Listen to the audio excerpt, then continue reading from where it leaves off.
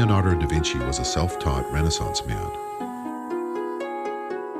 As a scientist, artist, and inventor, da Vinci's genius led to an unprecedented body of work. The drawings he left behind remain as testaments to his innovation and originality. One of da Vinci's main inhibitions was the lack of materials he needed to transform his concepts into reality. Jacques Fresco is also a self-taught scientist, architect, and inventor. For his entire life, he has been deeply committed to investigation, insight, and innovation. A prolific creator and builder, Jacques has been redesigning our entire culture for most of his life. While da Vinci needed advanced materials, Fresco has lacked access to the social and political resources needed to realize his most far-reaching ideas.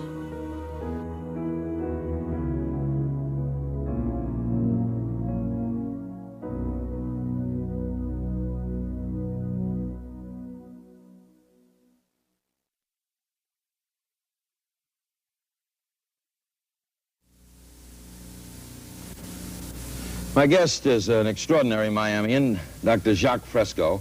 I could go through all the things that Dr. Fresco has done. He's a social engineer, industrial engineer, designer, inventor, consultant, was a consultant for Rotorcraft Helicopter, director of Scientific Research Laboratories, Los Angeles, designed and copyrighted various items, ranging from drafting instruments to X-ray units.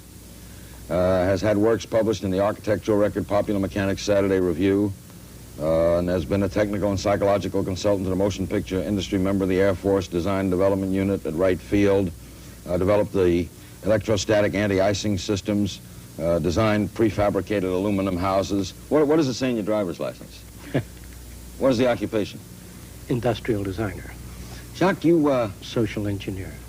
Does it bug you that people, when they talk about Jacques Fresco in Miami, say that he's someone who's too far ahead of his time? His thinking is... We're not ready for advanced kind of thinking, of that type. Does it bug you? I imagine every creative person in every field encounters that sort of problem. No, it doesn't. I can't afford it. There's too many things that are important.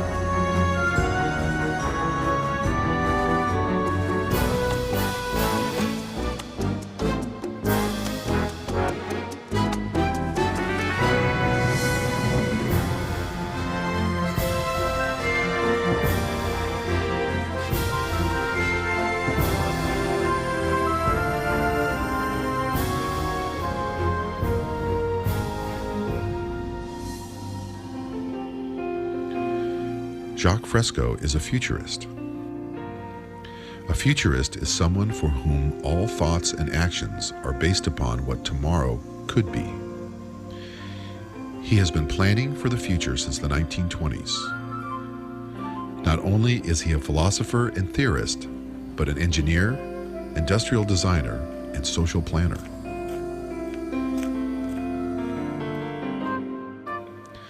As a multidisciplinarian, he has studied everything from theology to behaviorism, and from biology to the material sciences. Jacques Fresco doesn't want to just talk about what today will be like tomorrow. He has a plan to build an entire new world from the ground up.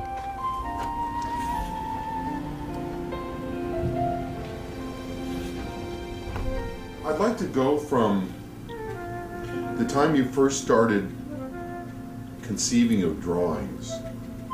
Started drawing? Yeah, Oh, that's very early. time you started drawing 8 or 9 years old. about the future. Yes. I was always interested in the future, as far back as I can remember. There was a motion picture called Metropolis. It was different. It took my attention. It was the first out-of-the-box type movie.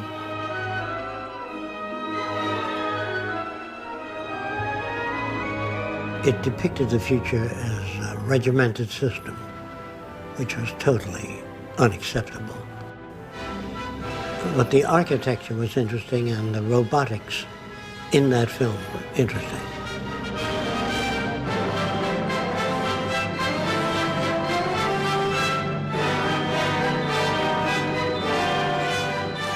I drew airplanes in cities of the future and underwater cities and floating cities and skyscrapers with landing platforms on them. I drew my idea of what a post office ought to be. Since the airport was so far from the post office, they had a truck deliver that. I figured, here's the long post office. Well, why couldn't we land on top, pick up the mail directly, and fly onward? So I would draw landing platforms on the rooftops of buildings, slightly angular, so the airplane didn't have trouble landing, because it couldn't be as long, but it would be slowed up by the incline. But then takeoff, they would go in reverse. Then I tried ships, drawing of passenger freighter ships. Then aircraft carriers, and I showed it to my principal. And he said, "Have you ever heard of Bucky Fuller?" I said, "No." So they said, "Would you like to meet him?" I said, "Yeah, sure." What is he? He's an inventor, like you. He thinks up a lot of new things. Buckminster Fuller was one of the 20th century's most renowned futurists. Known primarily as the inventor of the geodesic dome, Fuller was a proponent of using technology with a humanistic approach. And there was Bucky Fuller. He was seated there with his car called the Dymaxium. And I said, "What does that mean?" He says, "It's the highest form that can be attained in shape." I talked to him about social things. I said, what about changing society to some other form whereby all people can benefit from the works of industry? He said, "What do you mean?" I said, "Well, instead of working people going out on strike, give them a piece of the action. And so if business improved, they all got automatic pay. If it went down, they got less pay." So he sat back and he said, "What are you, some kind of social planner? Is that what you want to be?" I said, "I don't know what the name is, but I think that would work. It would give people more incentive." He says, "Let me tell you something. It's tough enough just getting a new automobile out there. If you're trying to change society," this is years before he even lectured on things. Albert Einstein once said, "The problems we have cannot be solved at the same level of thinking with which we created them." Did you meet Einstein, Albert Einstein? Yes. Where did you get the idea to meet Albert Einstein? I was outside a theater called Radio City, and I saw a woman come out with gray hair sticking up. I said, "Looks like Einstein's sister," to my friends. And then Einstein came out, and I think it was his sister. So I was just kidding about that. And I walked over and I said, "Is it possible to meet with you?" He said, "Why?" I said, "I have thousands of questions I want to ask." But he says, "I live in Princeton, New Jersey." So tell me about the day you went and met him. Well, I went to his home, and it was modest. I said that there seems to be harmony in nature. How do you feel about that? He says, "Yes, the universe is lawful, but harmony I don't know what you mean by that. I said, well, when a rat eats insects, it may be supporting the rat system. But what about the insect system? What he did is he used some water from a backyard, swamp water, and he put it under a microscope, and he said, look, everything is fighting everything else. He said, in the human body, everything is fighting everything else. In the ocean, big fish eat little fish. I didn't really have enough time to sit there with Einstein and go through all kinds of things because he didn't seem to be in that area. He did, are you interested in mathematics? Mathematics. You're interested. What Boolean geometry means to you? You know, I didn't want to get off into that because to me that would be a sidetrack. Mathematics is a tool, just like sociology and anthropology. These are all instruments that go into making up the future.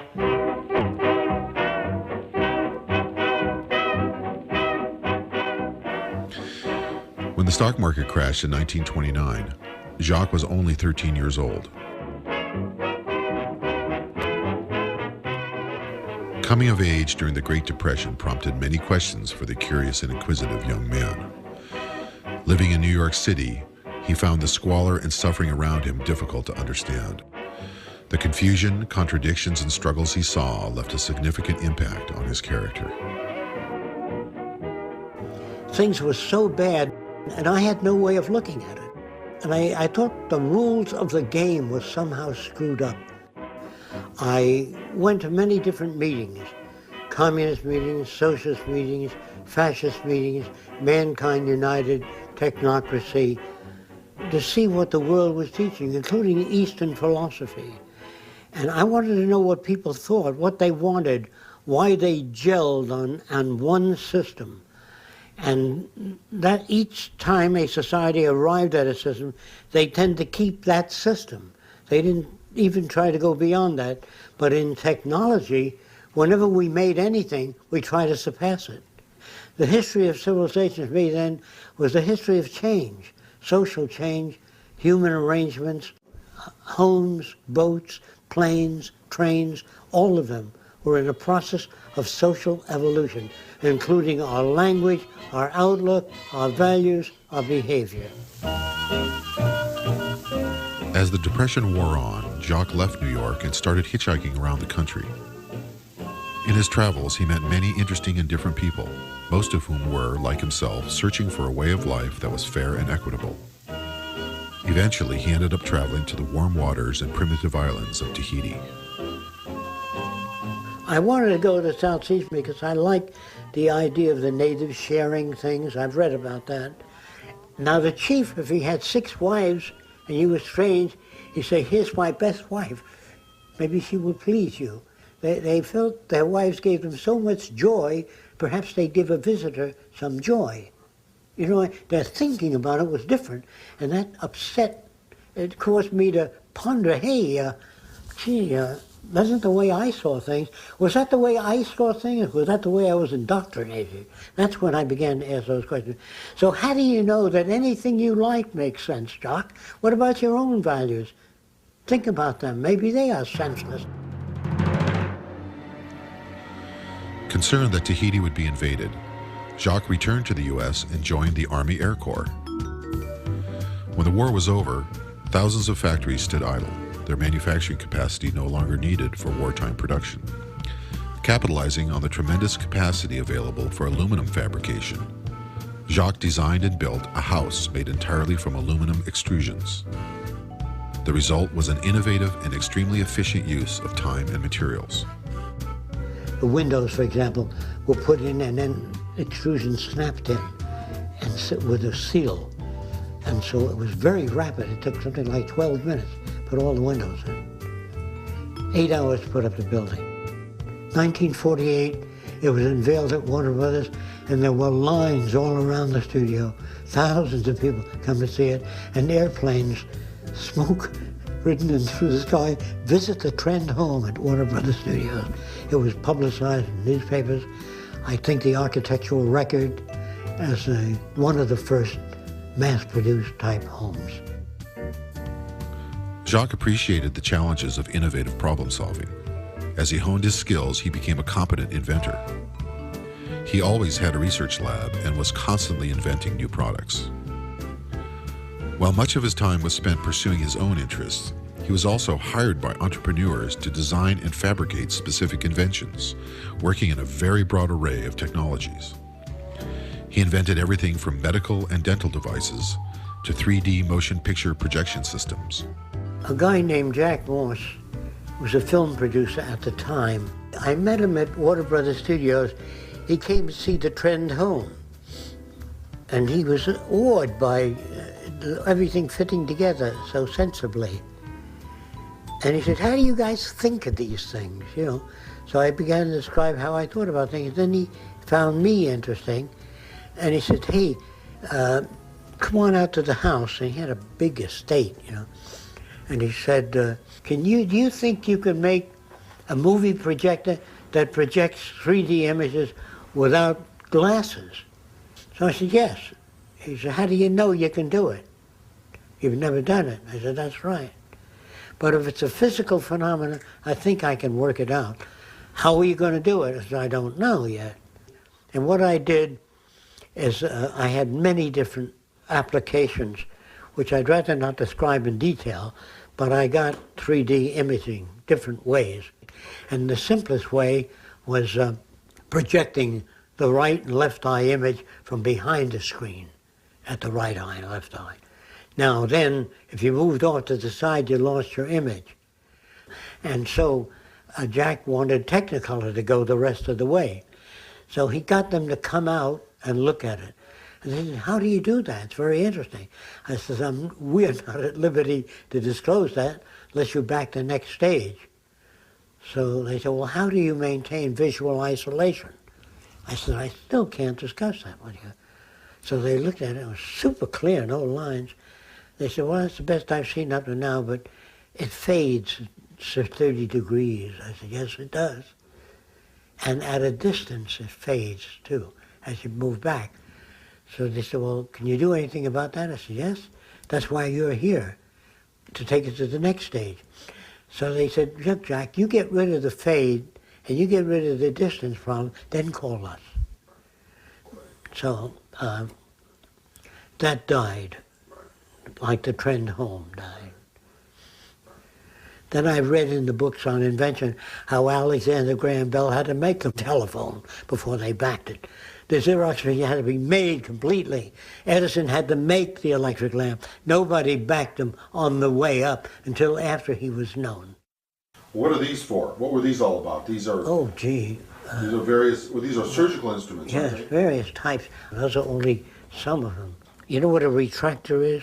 No. Hold the skin open while you're operating. These are various types of retractors. The purpose of that was to rotate the bone so it's in line before you put the prosthesis in. It rotates the femur, the upper region of the femur. Those are tweezers with holes in them. If you look at the holes on the front of the tweezer, to put the sutures through, to guide you through the muscle. So you put it over the muscle, and the holes are right through the middle of the muscle. You didn't have to eyeball it. So these are things that you designed Long time ago. under contract. Oh, You yeah. contracted to design these things. I did thousands of different things. But this doctor took the patents out in his name. But that's all right. I didn't, as long as it was out there. I didn't know what I wanted to be. You know, since I looked at all things and tried to change all things, wheelchairs, everything, make them better, you know, I found it easy to invent. But then inventions cost money, and I didn't have money for patents. So I used to make thousands of different inventions and just file them away because I had no money. I used to spend my savings, whatever I earned, on what equipment that I needed. And if I was working on an artificial leg and I was $200 behind, I would take my last $200 and work on that, you know. And I'd solve that problem, but then the rent would be due and the electric bills, and I couldn't pay them. So the auctioneers would be sent in to auction off everything in my lab. So I had to sit back. I couldn't adjust to say, well, I got to set $25 for rent, $200 for this, for a machine. I couldn't do that because I was very near the answers, and the type of problems I worked on were outside of the frame of reference of most science. In the fluorescent tube, you have high voltage moving along, you have a transformer that generates it, and you put a phosphor material that glows. But the tube is round, and the phosphor on that back side does nothing. There's only the phosphor on the front side. So I want to extrude the tube so it's elliptical. So you have more light surface in an elliptical tube. Then I wanted to mirror back the back of the tube. Instead of putting a big reflector outside there, put the mirror inside the tube. So I didn't have the money to make that tube. Then I said, what the hell are you making a tube for? Why don't you work on a flat sheet of glass that phosphors, that glows? So make glass that's electrically conductive. Well, how do you make non-conductive electrically conductive? By putting metallic particles in the glass and phosphors. What would happen? The electric current would flow through the gas, animate the phosphors. So you had a flat sheet. You don't want a lamp. A lamp is only giving light on one side. I wanted the whole surface to glow. Over time, Jacques' ideas about the future became more well-organized and focused. Gradually, he began to combine his technological expertise with what he had learned about human behavior, sociology, and social structure. I spent so many years improving area by area. I said, look, the whole society is aberrated, the way we do things. Why not redesign society? It'd be easier than making all these thousands of products. So you really decided to redesign the culture? Because I couldn't patchwork didn't work. It wasn't sufficient. So they thought I was a communist. You know, after all, the guy wanted to redesign society. What else? What is socio-cyberneering? Socio-cyberneering is a new organization, and it represents the application of the most sophisticated forms of science and technology toward problem solving so that we can reclaim the environment which we loused up over the years, and to build a way of life worthy of man, to humanize society, to break away from the artificiality, the regimentation that dominates our society today. Our society seems torn apart and pulled in many directions. Socio-cyberneering is an approach at the restructuring of society in humanistic terms. Humanistic terms, yes. The mission of socio-cyberneering was to build a residential research center, developing and demonstrating new technologies and innovative social concepts within a community setting. On a barren scrap of land in central Florida, Jacques and a few friends began to build what is now known as the Venus Project, named after the tiny nearby village of Venus, Florida. Occupying some 25 acres, 10 buildings have been constructed. Each utilizes both design, construction, and lifestyle concepts integral to developing a working model of harmony and high productivity, integrating both nature and advanced technology. Jacques' objective of conducting a complete reassessment and redesign of our entire culture remains the central focus of his work. With the Venus Project, he has created an environment conducive to creativity and innovation.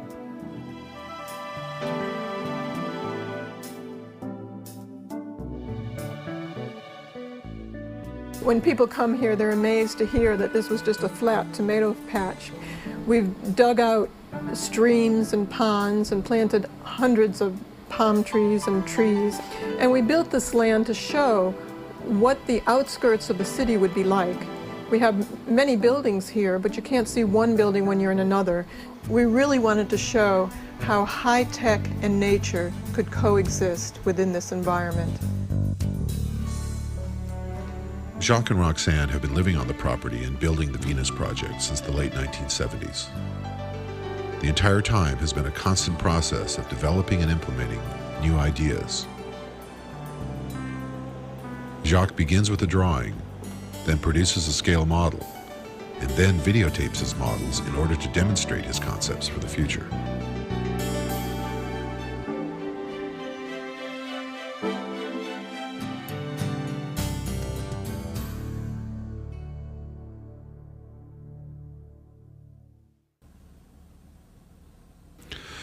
Although Venus, Florida is relatively isolated, visitors often make the journey to see the Venus Project and to meet Jacques. Joan? I'm Margaret. Hi, Margaret. I'm not going to remember your names, but I'm John. Hi, how are you? Good to see you. How are you? We haven't met. Have a seat, and then we'll go on with what this is about. Is everybody here? So there was a time when most people believed that the decisions of the majority was very close to reality. But there was also a time when the majority of people believed the earth was flat. And if you ask me whether they were sincere, they said, of course, you can see it's flat. So they'd break a sincerity meter. But it isn't sincerity that the world needs. It needs the intelligent management of the earth's resources. This is what we don't have. The major contribution the Future by Design would like to provide is a method of coping with problems. Now, you're brought up to believe, I believe this, that everyone should have a right to their own opinion. Is that the way you were brought up? Yes, sir. Okay. When you got everybody going around giving their opinion, I'll tell you what's wrong with Jim. See, they've got all kinds of opinions. But when engineers talk to each other, they don't say, believe me. They say, see this new metal? It can hold up 4,000 pounds per square inch. He puts it in a machine and pulls it apart. He says, you're right. So I would say the majority of the people of the world today are unsane, not insane. Unsane meaning having been exposed to methods of evaluation that are long rendered obsolete. Our language in the future will change to a saner language where we have no argument in it. They say, well, can there be such a language? There is. When engineers talk to each other, it's not subject to interpretation. They use math, they use descriptive systems. If I interpreted what another engineer said in the way I think he meant it, you couldn't build bridges, you couldn't build dams, you couldn't build power transmission lines. The language has to have meaning. That's why when a doctor writes a prescription, if he prints it, it's the same all over the world. So the world I'm talking about is different. There aren't too many people that have seen everything that he's gone through in the past and come out of it with a certain direction. And the interesting thing is, too, that he's not a philosopher that talks about how the world should be, his point of view.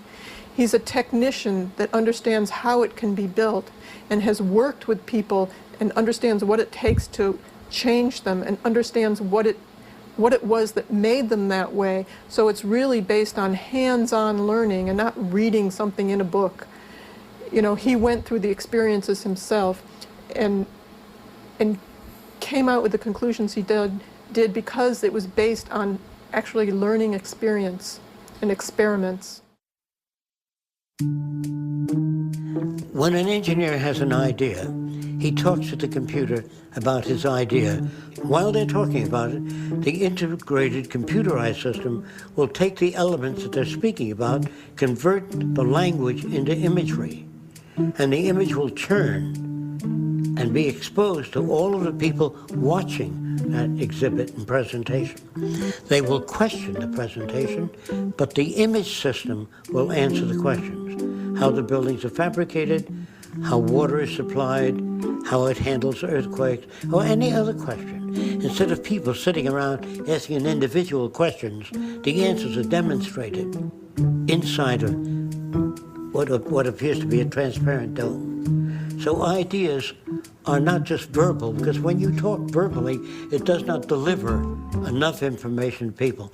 So a more comprehensive system of communication is three-dimensional imaging, always, showing people what you've got in mind, not what they think you've got in mind. Designed with a holographic computer and built from prefabricated materials, the home of the future will be far more than just a residence. It will be an element of lifestyle and will facilitate learning, inspiration, and communication. One of the most interesting aspects of tomorrow's civilization will be the fact that if you knew anyone fairly well and went to visit them in a period of time of just a few years, their houses will change because the people living in them change. Their needs and dimension of knowledge grows considerably, and so will the environment that they live in. There's no such thing as a fixed home that a person lives in all their lives. It changes with their values, with their outlook, with their acquired knowledge. You had said one thing about how the buildings were designed according to function. Yes. The curvature and the materials and these... Yes. I compare it to natural physiology. An animal's shape is not designed from the outside in. It evolves from the inside out. Whatever you request, the exterior will express a cover over the shape that you prefer to live in. Some of the buildings that are dome-shaped can be laid like eggs continuously by a machine that carries a dome shape, and in that dome, the exterior and the interior are fabricated at the same time.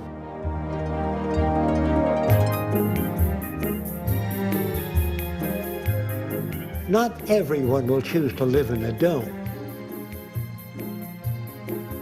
They will choose to live in whatever architectural shape would meet their needs.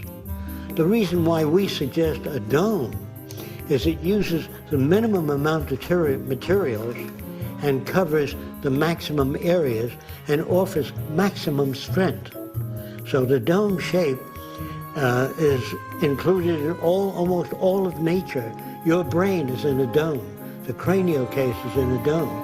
So if a person says, yeah, I don't think I'd want to live in a dome, you've been living in a dome most of your life. The interior building will have no source of light. You won't be able to see a lamp or a source of light. All the walls would have even illumination. You can also specify the color of the illumination, either the entire inner surface or local areas of different color, if this is your request. This would be the simplest type of bathroom: shower, sink, toilet bowl molded into one system. Actually, there's no hardware on here, but there's a slot and the water comes out as a ribbon, and that'll cut the soap off the hand and use about 1/6 the amount of water. Now the wastewater from the sink goes down into a pipe around here and fills the water closet, and we flush the John with that water. So instead of telling people to save water, build a system in. This is what it's all about if you wish to conserve water.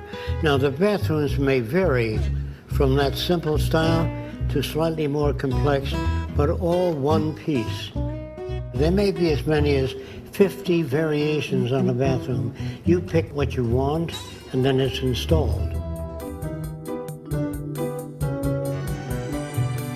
When you leave the building, the entire building is clean.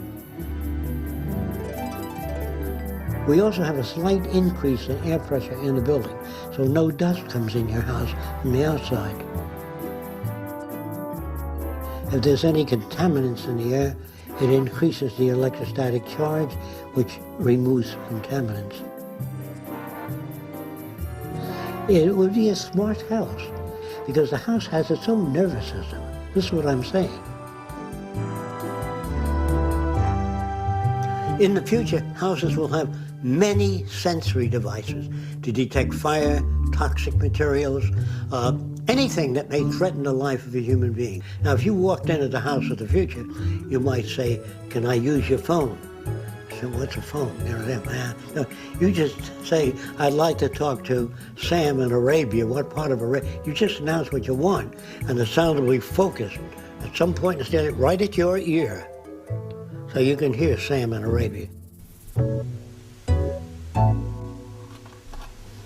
In southern Florida, millions of dollars in buildings were destroyed by the big hurricane there. And they put up buildings that look just about the same. Now, if you don't want hurricane damage, an inverted cone, it's almost impossible for a whirlwind to pick up an inverted cone. So we would have these shelters built in the West Indies or wherever hurricanes occur.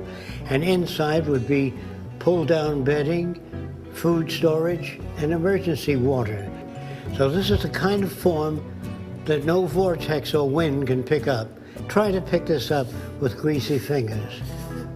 And that's similar to the wind whirling around it.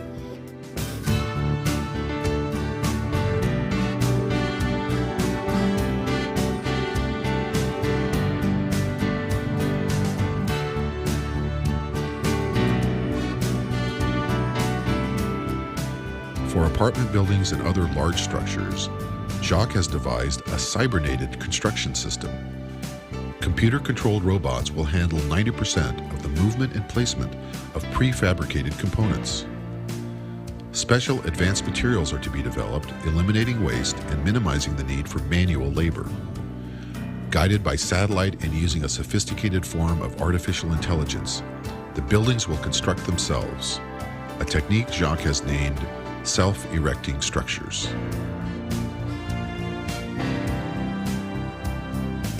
This represents a relatively complex aluminum extrusion. If you were to take a toothpaste tube and cut the letter T in the opening and squeeze the toothpaste, it would come out like a letter T. And this is how extrusions are made. However, in the future, it may be possible to extrude complete apartment houses, apartment building units or modules. This extruder can be faced with different dies to mold different shapes. Almost an infinite variety of shapes can be extruded. So it would be the apartment of your preference that's extruded.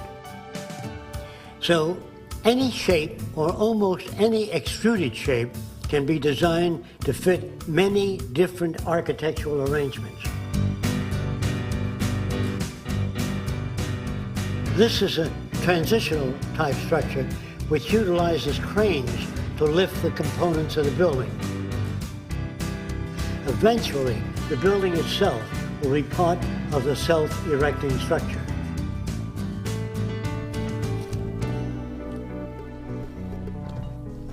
Don't forget, all the models that I do are only transitional.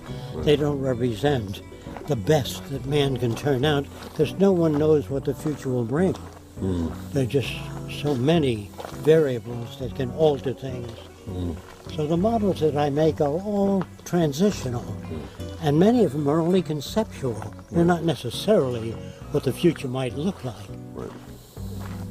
They're only, well, let's say they're extrapolations of taking the present and extrapolating forward.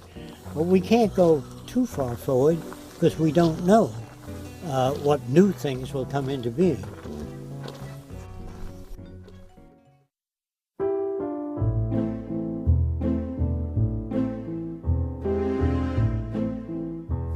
Now this looks like a train station. We hope to phase out the airplane by designing transportation units that can move up to 2,000 miles an hour, floating on a magnetic repulsive field or an air cushion. And in those huge trains of tomorrow, there'll be television, radio, amusement, art centers, classrooms, not a group of seats lined up as your trains are today.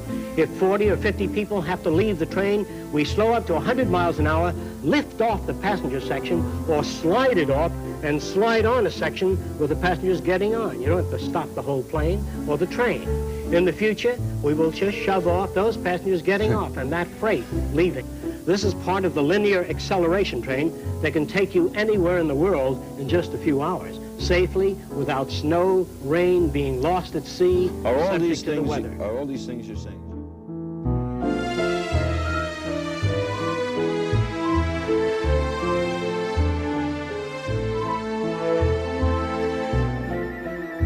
A monorail is one of the methods of transportation.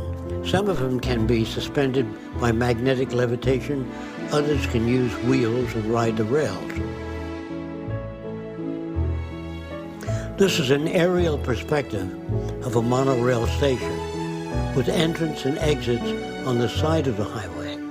This is actually a true monorail because it is one rail system that supports two trains. Most monorails aren't really monorails. They consist of two tracks. This is accomplished on one track.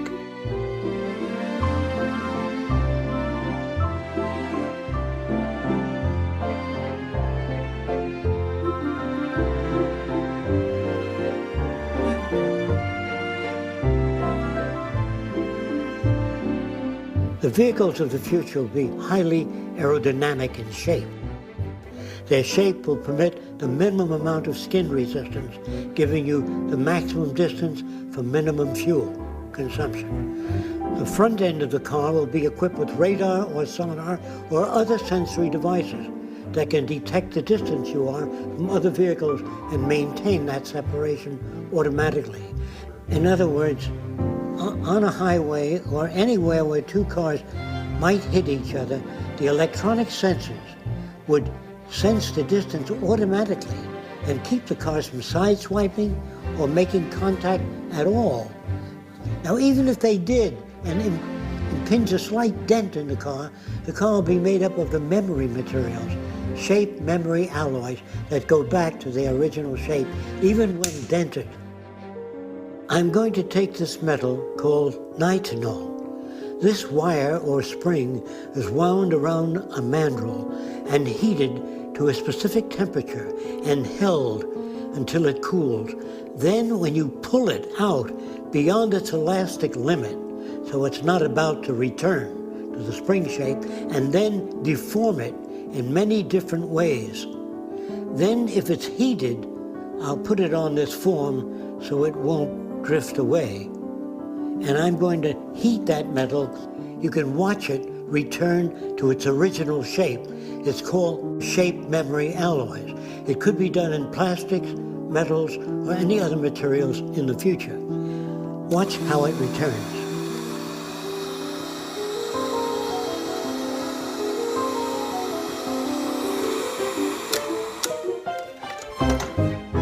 And even if an area of the car were removed, they can be rebuilt. In other words, automatically, by the car having a memory system of its configuration, just like the human body, just like perhaps in lizards and salamanders and certain types of organisms today can regenerate parts of their body. The technology of the future will enable our automotive vehicles to repair and regenerate damaged areas.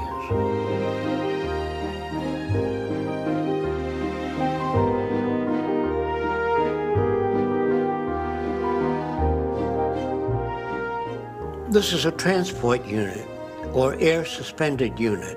It will travel 5 or 4 feet above the ground and not requiring highways or bridges. You can turn around by electrodynamic means, discharging air on the right or left side, not by tunneled air paths, but just by attracting air or repelling air.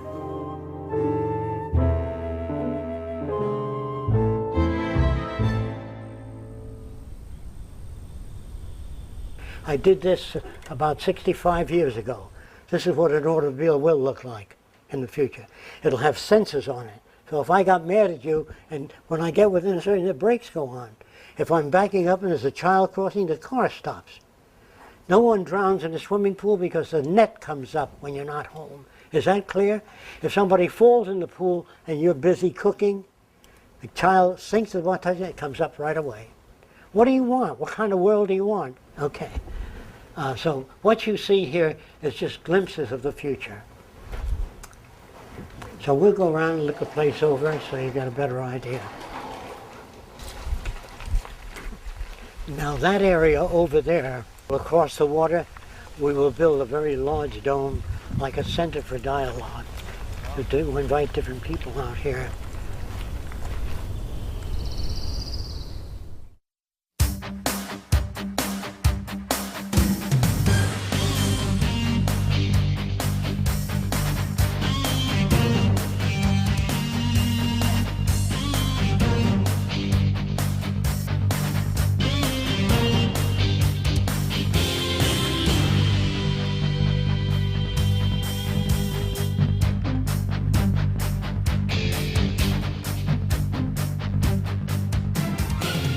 This is a freighter with separate sections.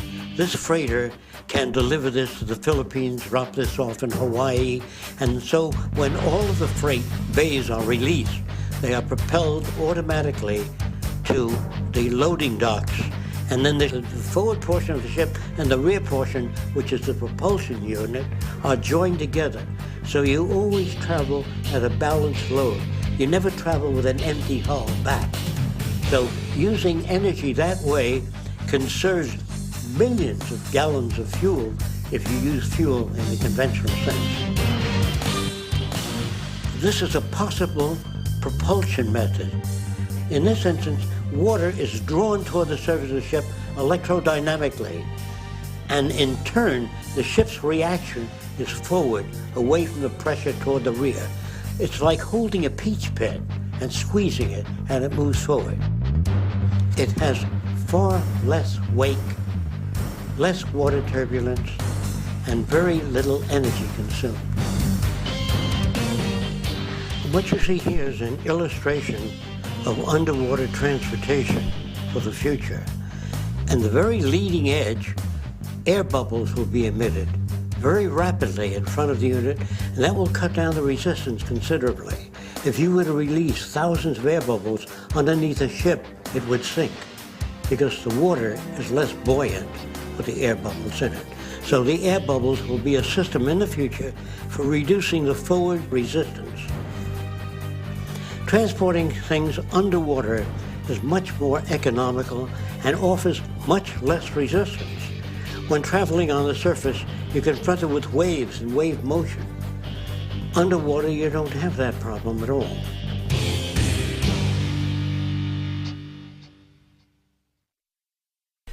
We talk about civilization as though it's a static state.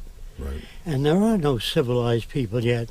It's a process that's constantly going on. We're not civilized. It's an ongoing process. Yeah. And so we never become fully civilized because we'd have to know quite a bit in order to behave in the most constructive manner. And that goes for intelligence. I don't know if I've talked to you about an electrical engineer of 75 years ago, an intelligent one, couldn't get a job today. Right. So when you talk of intelligence, what are you talking about?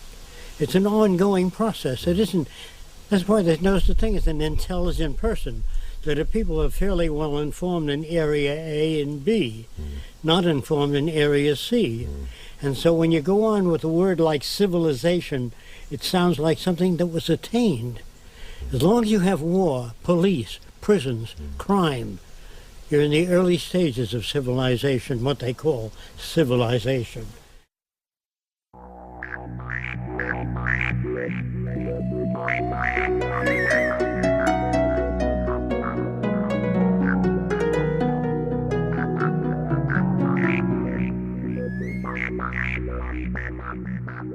This type of helicopter or aircraft would have its propulsion units at the tip of the blades.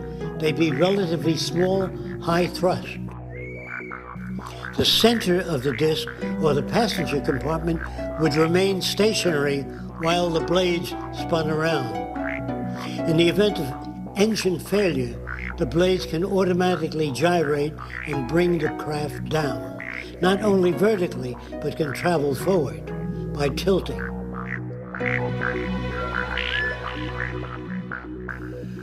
You will notice that there are no ailerons or elevators on this plane. It's operated in a different manner, also by ion propulsion.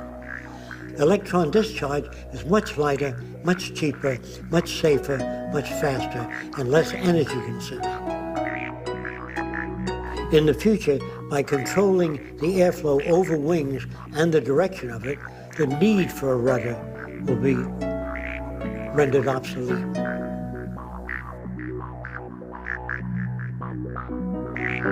For individual transportation or small groups, you have the vertical landing and takeoff VTOL aircraft of the future.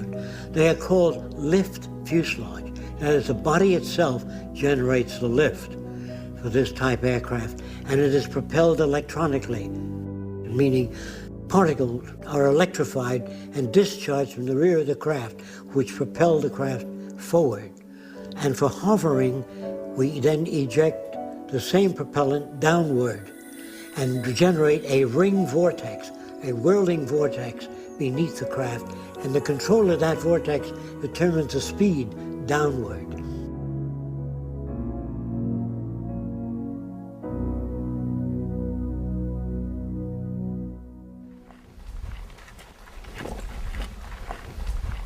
We're going over to the model dome where we have models of future type buildings and how they go together.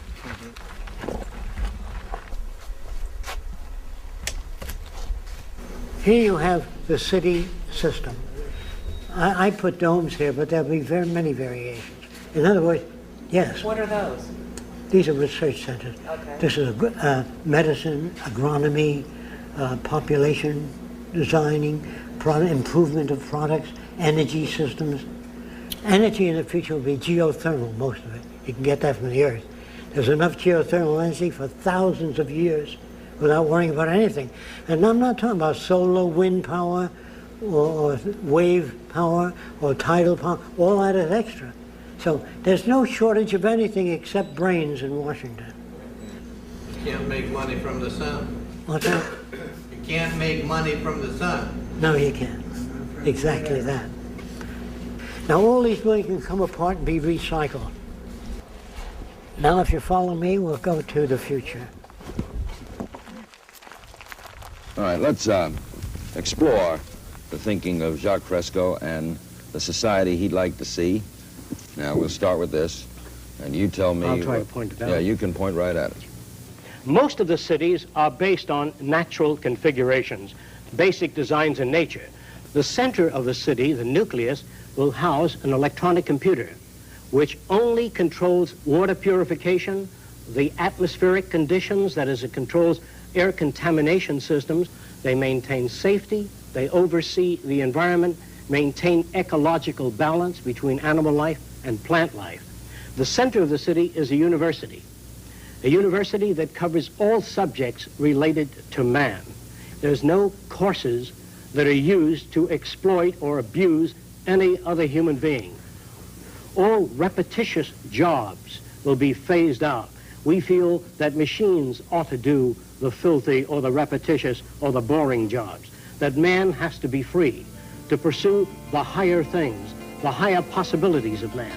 In other words, if this... So you came up with this idea for a round city. A round city, a round governmental branch. And then extending out of it would be the Department of Agriculture, Education, Oceanography, the disciplines. The circular scheme or plan brings each district closer to the central dome, which contains the medical, food, shopping, everything else that people need. The circular arrangement makes it easier to operate using far less energy than any other system. And if you start at one end of the city and go through the city, you always return to the same place. Whereas in a linear city, you go to one end, you have to backtrack to get to the same point. So the circular scheme is by far the most efficient. And when cities are contracted in the future, they will be contracted as a whole, as an entire system. In that way, all of the parts and components would be delivered in stages. Like sequel 1 will be the underground, the heating systems, the electric generators, the piping systems, the recycling systems. Then after that, the next layer, which would serve as the first layer that contains the architecture, the foundations for all the buildings, and after that, the erection of structures up from the foundations, starting with the central portion of the city, working its way out to the different radial sectors, and then out to the final housing sectors, and then to the agricultural belt, and then to the recreation areas. The cities themselves are prefabricated. Most of the elements that comprise the structures of the cities are interchangeable, interlocking. They are designed so they can be disassembled just as they were assembled. So the new cities will be updated continuously. As the waters are piped into the cities, they are checked, and to whatever extent contamination exists, the water processing plants evaporate the water, recondense it, and cleanse it. In other words, all waters piped into the city will be monitored constantly, not by a monitoring system, but several monitoring systems. The same is true of the air above and around the city. It's constantly monitored. All of the rooftops are photovoltaic. All of the outer skin of the building converts solar radiation into electrical energy. As we move beyond the third sector, we come to tennis courts, parks. Beyond that is the residential district, which consists of lakes, waterfalls, all kinds of beautiful plants throughout the area. And each house is concealed by plants so you can't see another building. Some people prefer, as in the next sector, to live in apartment houses. The apartments have drama groups, recreation swimming pools, discussion groups, and so many other facilities. The disadvantage of living in a private home is you would have to go to the various places to access the same things. Instead of motor vehicles in the city, all transportation is carried on by circular conveyors that we call transveyors. They move radially, circumferentially, and vertically. They serve the function of elevators, buses, conveyors. But if you wish to go to another city, you can take an elevator down beneath the Central Dome, which has maglev trains, etc., that will transport you to the center of any other city or any other region. There will be no waste products, just as in nature there are no waste products. All materials that we would formerly call waste would be recycled and converted into new products. And that when the city hits a certain number of people, we stop the development and let everything go back to nature between this and the next city.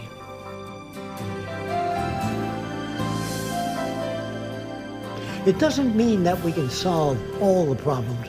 We can just design and build a far better environment to advance all human beings.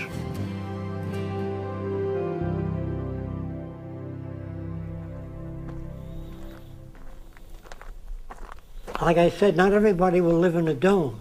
This is different types of architecture. This may be a vacation house.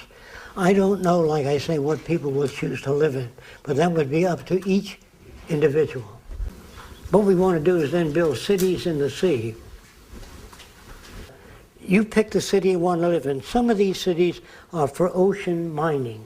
The oceans have tungsten, manganese, phosphorus, all kinds of chemicals that we may need, and they're made available to all people. And you don't have to worry about being blind in the future. We design cities so you can hear an open door and you can sense a table because you have built-in sensors. And we work on making artificial methods for visual thing for everybody, because anybody can lose their eyesight. There's no more nickels and dimes for medical research. This is what the army of the future is all about. You get it? Okay. There's usually an alligator sleeping down here. Let me see.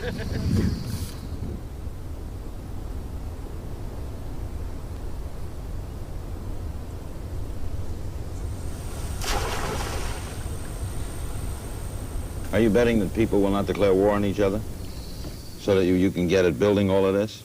Well, we don't have much choice. We're going to destroy each other, or we're going to make it. Now, this looks like some sort of submerged stadium with something. We might build circular cities in the sea, where the water's about 30, 35 feet deep. Most of the apartment houses will open out into the sea. You can observe marine life and fish swimming by. There'll be no zoos, no seaquariums. Everything will be observed in natural conditions. There will be boating, scuba diving, recreation, and universities built in the sea. These drawings all made by you? Yes.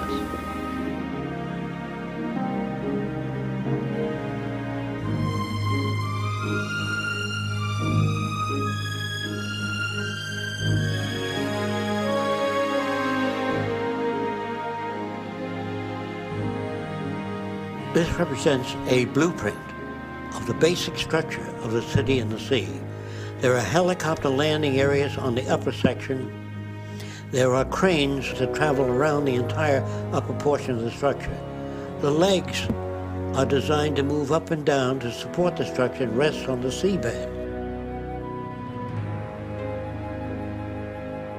Now, what are these cities in the sea for? Some of them represent hospitals that can be towed off the coast of Africa or India.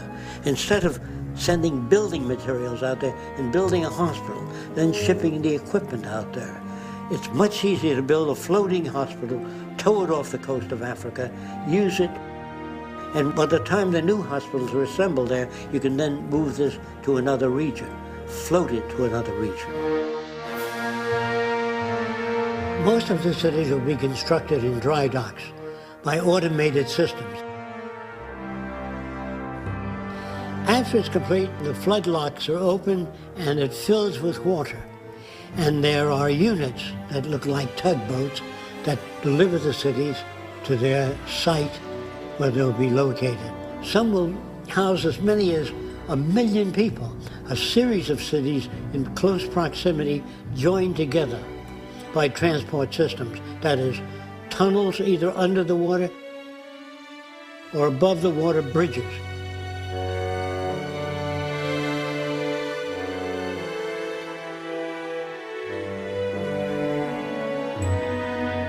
This is an aerial view of one of the many variations of cities in the sea. The towers are used for residential occupation. The docks surrounding the cities are used for marine exploration and redevelopment. In other words, to restore the reefs, the damaged reefs. The unit in the center is used for hydroponic gardens, growing of food without soil.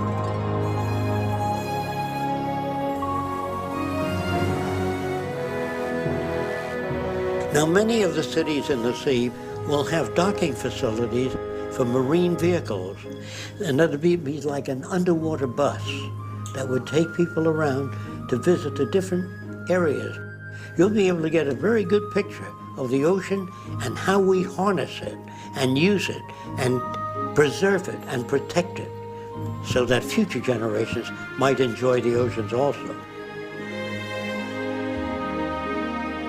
This projects above one of the cities under the sea with an observation platform and a landing platform on the upper deck. At the sea level, there'll be a floating dock system that moves with the tide up and down so boats can dock. Then you enter an elevator shaft which goes through an airlock. It takes you to the bottom of the sea or the seabed. The seabed is used for observation of reefs and marine life. Not only do they monitor the reefs, they restore the reefs and change them, rebuild them, or redesign them. Someday we'll be able to control the shape, configuration of reefs so they can support more marine life. I think humans can add to nature and improve it considerably. What will that mean? It will mean a higher standard of living for all people.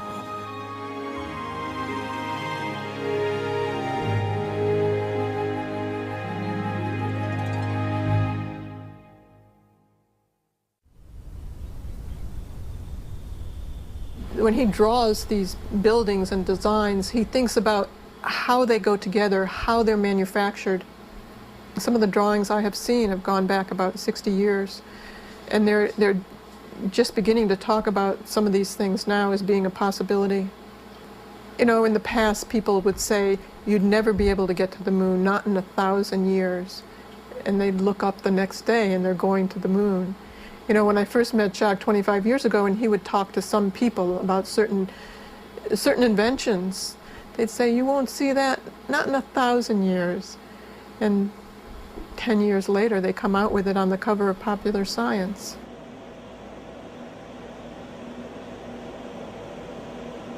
The whole basis of the technology is to maintain a high standard of living. Technology is not worth anything unless it improves people's lives. Today, people are afraid of science and technology because it's so abusive today in so many ways. But it's not science, and it's not the technology we should be wary of. It's the abuse and the misuse of science. You can take a rocket and you can shoot it into outer space and explore outer space, or you can take it and use it as a bomb and destroy another country. It's really the inanimate object really is in our hands and what we do with it. Science is really the ability to predict the next most probable. That's what the real meaning of science is. Gaining the ability to predict the next most probable. When we talk about science, we're talking about a method of looking at a situation, a method of evaluation that differs from the opinionated system. If you ask me, I'll tell you. The scientific method has no special connection to truth. It really has a better way of looking at things than the earlier systems, which everything was attributed to gods or demons. This is where we get into applying the scientific method to society. Yes.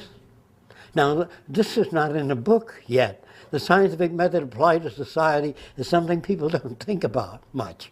But if you want to know where the answers may lie, it is in the application of the methods of science with human concern and environmental concern. The future by design refers to the application of the methods of science, not scientists, the methods of science to the social system. Naturally, even the methods of science undergo change, and as they change, so would the future. If we use the scientific method throughout the world, the probability of war drops to zero. The probability of human suffering disappears. Deprivation, poverty, crime, all those things tend to disappear because there's no basis for it.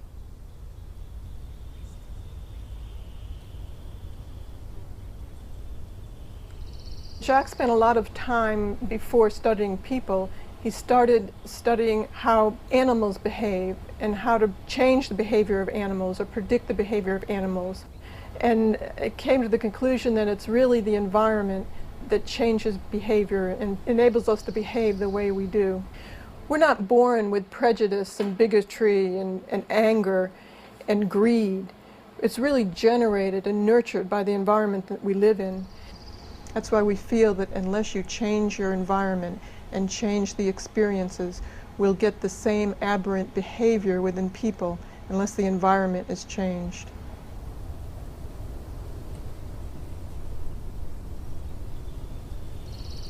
Any culture in the world today tries to educate people so they'll serve a function in that particular culture. In other words, if you're brought up in a Nazi culture, the flag waving and the swastika are the kind of things they put forth. If you're brought up in a primitive tribe, handling the javelin, the bow and arrow would be the kind of thing that you're exposed to. So people are conditioned to serve the interests of an established culture. Who does that to us? The owners of the institutions, the establishment. So they give us a value system that would support existing structures, whether it be religious, non-religious, industrial, military. When children say, you know, Daddy, what's the greatest country in the world? Of course our country is the greatest country in the world. Which God is the right God, Daddy? Our God. All the other gods are false gods. So picture this, a Roman family taking its kids to see the Christians being fed to the lions. And the kids are watching. Dad, can we come next week to see Christians being fed to lions? Are these kids sick? No, their value system is distorted. So I'm strictly concerned with the environment that people are reared in, raised in. And if that environment is altered, so will behavior be altered. You reorient the environment, that in turn reorients people. But if you reorient people without touching the environment, it'll slip back. So when you try to think about the future, remember this.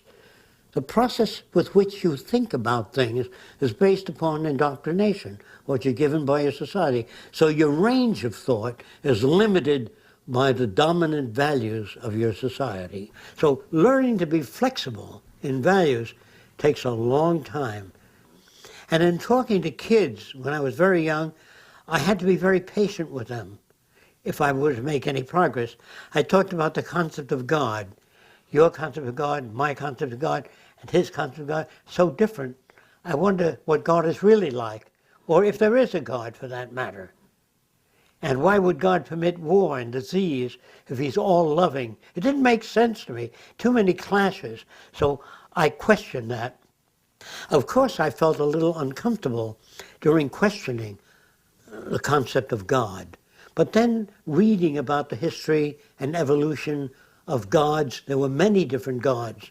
The god of war, the god of peace, the god of love, which was more like the people that invented them. They behaved, they got angry, they made sacrifices, they created floods when they didn't like the way things were going. And this did not come through as superior intelligence. Primitive people, going back in time, when they saw lightning, they thought that the deity was angry. Why else would it not occur? When a hurricane swept the land, they got rid of certain people in their tribe as a sacrifice, hoping that the gods would not produce a second hurricane. However, if it did occur again, then they sacrificed some of the younger people. Rarely would the chief sacrifice himself, but he's always got a whole line of people ready to sacrifice. So you have that problem with human beings. Anything that occurs beyond their comprehension, they have to invent an excuse for. They have to create gods and demons to account for things, because people come to the leadership of that community. No matter how primitive the tribe, they say, how come bad wind blow people off island? I said, you not behave good. You not make not enough contribution to volcano. Throw your brother-in-law into volcano. Maybe it doesn't erupt then. So if you throw your brother-in-law into the volcano and it still erupts, you have to throw your sister-in-law in. So you get metaphysics, you get religion, you get superstition, knock wood, or you wear a rabbit's foot. Just remember that the rabbit had 4 of them. Didn't do him any good. So on down the line, superstition prevails wherever ignorance prevails. Myth is a way of saying to the little guy working out there in the field, when he says, what is all this amount? I never seem to be getting anywhere. When you kick the bucket, everything is there for you. If you don't get it in this life, you'll get it in the next, if you remain good. The amount of superstition that a culture can absorb would be directly proportionate to the amount of information people have. So in the future, with adequate supply of information, more than that which is given today, considerably more, you don't have, knock wood. Today is my lucky day. When your number is up, it's up. All that will disappear in the future. I look at this as everything he's doing is to be as being the utmost in spirituality.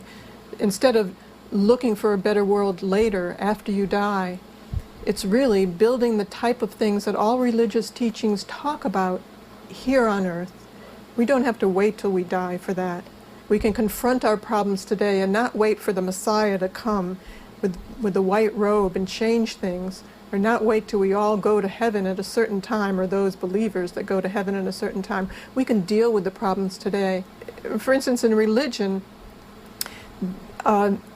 they put things on the will of God. If there's an accident, it's the will of God, and it stops you from thinking. It stops you from being innovative. It stops you from thinking about, well, how do we redesign the transportation system so we don't have those problems anymore? So he's worked with priests and he's worked with religious people and kind of expand their horizons a bit so they can be more creative. They look at the environment that shapes people's behavior, and they don't call them good or bad anymore. They think about shaping the environment to get more constructive behavior. If you were to ask me to redesign the world and the way people live, first thing I would have to do is conduct a survey, find out what we have, how much water do we have, how much people, how much arable land area. After I know that, then I can base the parameters of design on what we have. What you really need is an understanding of the Earth's resources by agronomists, geologists, geophysicists, people who study the Earth. They don't give you their opinion.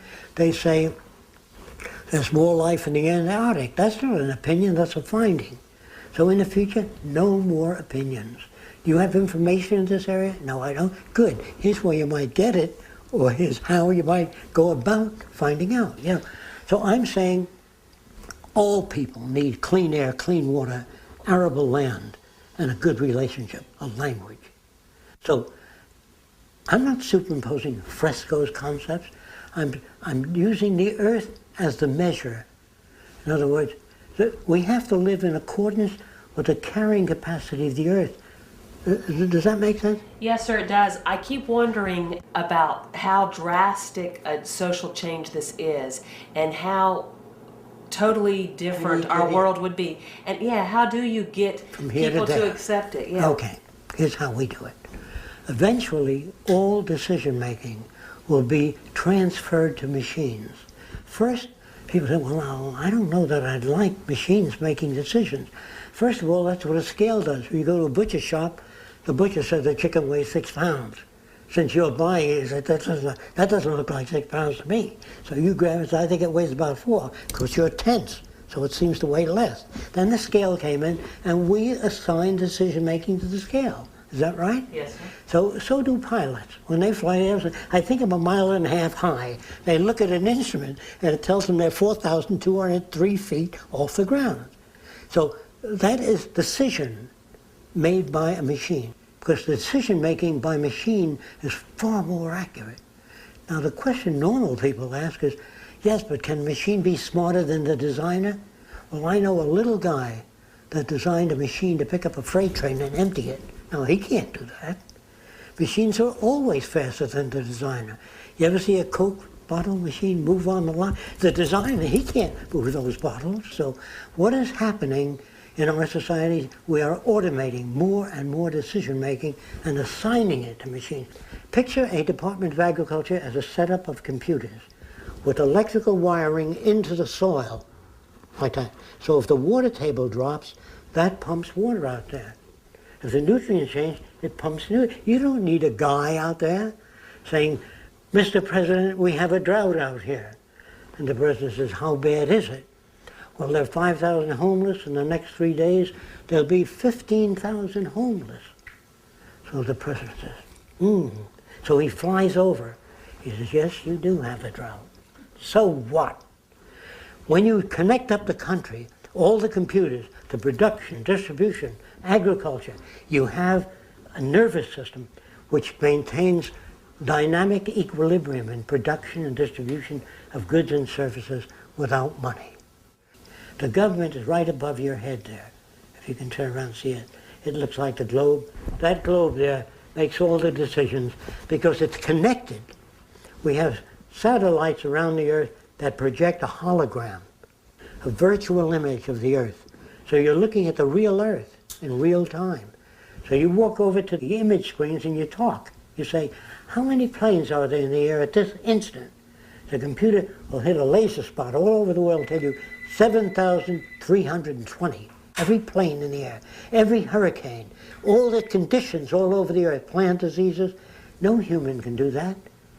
So we don't need people in government. We need electronics in the field, production, distribution, weather, so we can come at home and find out anything we want to know without opinions based on folksy ways.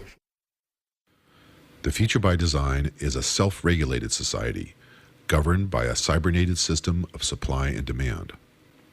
Political systems are replaced by tabulating the input of information from the general population and delivering goods and services accordingly. The economic system is similarly based upon the use of all available resources in meeting the needs of the entire culture. When there's a depression or a dip in the economy and a lot of people don't have money to buy things, there are still goods out there. There's still the ability to produce them. There's still the resources. There's still the farms, and people want to work and make things, but they don't have the money. They can't buy things. So there's something terribly wrong out there. We have a great deal of the Earth's population starving and suffering, and the resources are there. Our ability to produce is there. Our ingenuity is there. Yet some people have a lot and others don't have anything. And today that's really shameful with our technology. It's really very, very abusive and absurd, because we have all the technology today to produce abundance all over the world for everyone. People always ask, how much will it cost to put up these new cities? Do we have the resources to do it? That's the question, not how much does it cost. That's the old question, during the monetary system. Money is an invention of convenience for purchasing goods and services in a scarcity environment. If there's a scarcity, say, of water, it is prized, and its price is high. If we find an abundant, suddenly the earth opens up, an abundant supply of fresh water fills every ravine, then nobody cares. There's only a policeman in front of something that people have need for and don't have access to. So you put a guard there. But if lemon trees or orange trees and apple trees grew all over the place, you couldn't sell it. Imagine, if you will, if you can, an island of 10,000 people with $10 billion on the island available. No resources, no arable land, no water, no fish. You have nothing. So what is the real value in the future? Resources. Now, in a non-monetary based society, a resource-based society, people have access to anything that they need, somewhat like the public library. They can go down and access a camera or a bicycle or a wristwatch. Anything that they need is available without a price tag. That would mean we must achieve a level of production that's so high that scarcity no longer exists.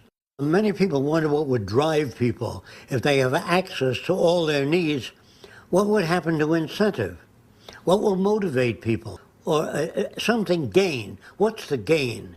Although the gain is that materials are available, what will motivate them on to do better than what they have? Need. We will always lack. And the fact that we will always lack, meaning that we cannot achieve perfection, we cannot achieve truly dynamic equilibrium, we will always be in some form of disequilibrium. With the elimination of scarcity, the essential incentives change toward problem solving in general. When nations or groups of people do not have access to resources, their behavior is difficult to manage. It becomes aberrant, they lose their mental equilibrium, they cannot arrive at appropriate conclusions. Once people are free mentally of debt, obligation, servitude, then they can seek new horizons that they've never even dreamt possible before.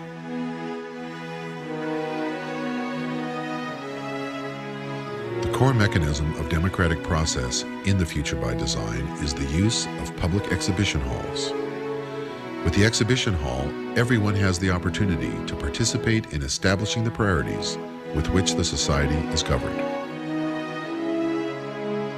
So just like a World's Fair, to show you what's new, what is available, you look around and say, hey, I'd like one of those. Or I can use that sort of thing in my kitchen, whatever it is. And then they always invite comment or something new comes up. What do you think about it? Do you feel it's sufficient? Do you feel there's shortcomings?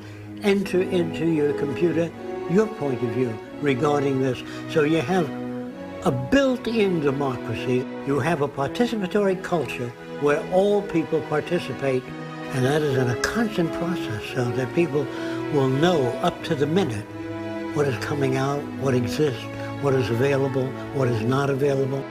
In other words, there'll be many bulletins and many publications and visualizations of what is needed. So all the world's people will be informed constantly of what we don't know, what is needed badly, and asking for suggestions and papers and ideas from everybody. I just want to say this to you, that all the marvels and wonders of technology can amount to nothing unless it elevates humans to their highest potential. This is the aim of the future by design.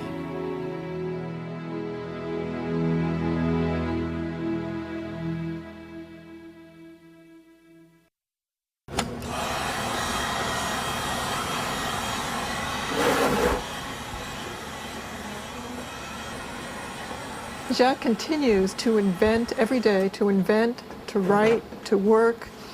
He has a zest for life that keeps him going and keeps him working, and he's interested in things. He's interested in what happens out there and how this will play out and how it'll turn out, while very much wanting to introduce this direction to the world. So that's his prime focus, and he does that in every way he can by actually showing. It's not enough to just tell what the future will be like, but to show what people are missing. He keeps coming up with new ideas, new inventions, new designs, improves what he has, represents them better, makes more models, makes more videos. He's relentless at trying to get these ideas out. I think he fears where society is now. It's not acceptable to him, but instead of just complaining, he wants to propose an alternative. When people say, are you trying to build a perfect society? I have no notions of a perfect society. I don't know what that means. I know we can do much better than what we've got. I'm no utopian. I'm not a humanist who would like to see everybody living in warmth and harmony. I know that if we don't live that way, we'll kill each other and destroy the earth. We're a crude form of life right now in the evolutionary stages. Our civilization, really, we're not even civilized yet. So after the world joins together and we are through with military systems, prisons, torture, hunger, poverty, deprivation, when that is gone, that'll be the beginning of the civilized world. We are not there yet.